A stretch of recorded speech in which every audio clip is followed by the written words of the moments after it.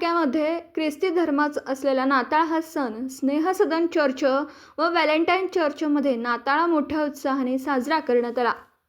25 डिसेंबर हा दिवस ख्रिस्ती बांधवांसाठी खूप महत्त्वाचा असतो।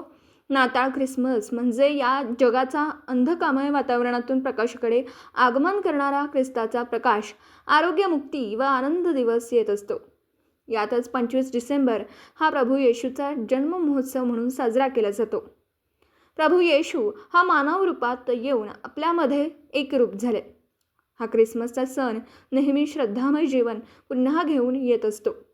आपल्याला येशू ख्रिस्त हा आपल्याला अंधारातून प्रकाशाकडे, दुःखातून सुखाकडे आणि पापातून पुण्याकडे नेत असतो, अशी श्रद्धा ख्रिस्ती भाविकांमध्ये असते।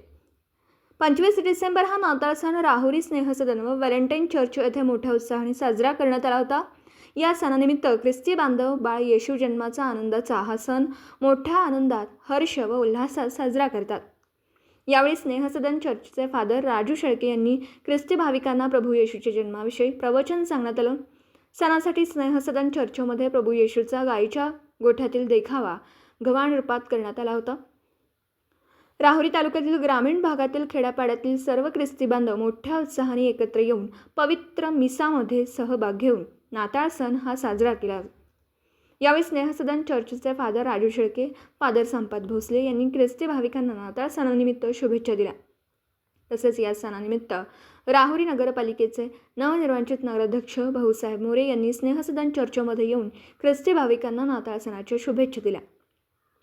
नगरसेवक अरुण साळवे व आसमा अरीफ शेख यांनी सुद्धा चर्चमध्ये येऊन ख्रिस्ती भाविकांना नाताळ सणानिमित्त शुभेच्छा दिल्या। यावेळी सदन चर्च कमिटीचे सदस्य नवीन साळवे, अप्पा मकासरी, विनोद शिंदे, प्रकाश भोसले, ब्राह्मणे सर, शशिकांत साळवे व पत्रकार राजू पवार, पिणू जाधव या सर्व कमिटीने नाताळ सण साजरा करण्यासाठी मोठा सहभाग नोंदवला होता। न्यूज 14 प्रतिनिधी दीपक मकासरे, राहुरी विद्यापीठ।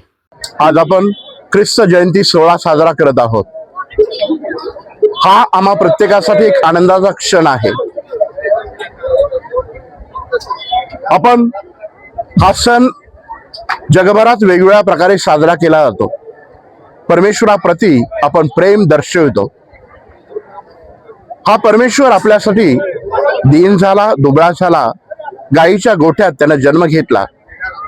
आपल्या सुखदुःखाशी त्याला समरस व्हायचं होतं, म्हणून तो इतका लीन झाला।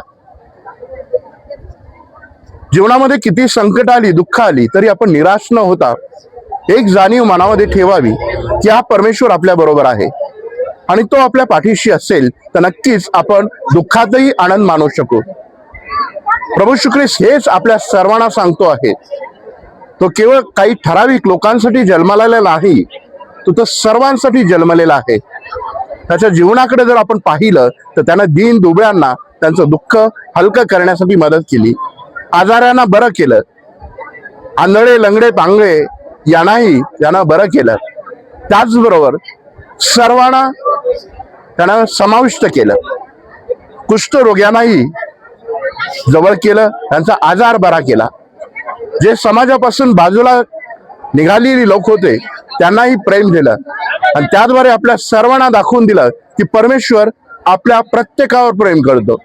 व्यक्ती कसाही असू, कोणत्याही धर्माचा असू, हा परमेश्वर आपल्यावर प्रेम करतो आणि तेच प्रभू येशू ख्रिस्त त्याच्या जन्माद्वारे आपल्या सर्वांना सांगण्यात येतं। मी आपल्या सर्वांना हाच संदेश सांगेल की परमेश्वर त्याचं प्रेम आपण इतरांना आपल्या कृतीद्वारे, शब्दाद्वारे द्यावं, यासाठी आव्हान करतो। आपल्या सर्वांना या ख्रिस्त जन्माच्या सणानिमित्तानं शुभेच्छा देतो आणि हेच प्रेम, परमेश्वराचं प्रेम आपल्या शब्दानं, कृतीनं इतरांना द्यावं, असं आव्हान मी आपणा सर्वांना करतो। थँक्यू।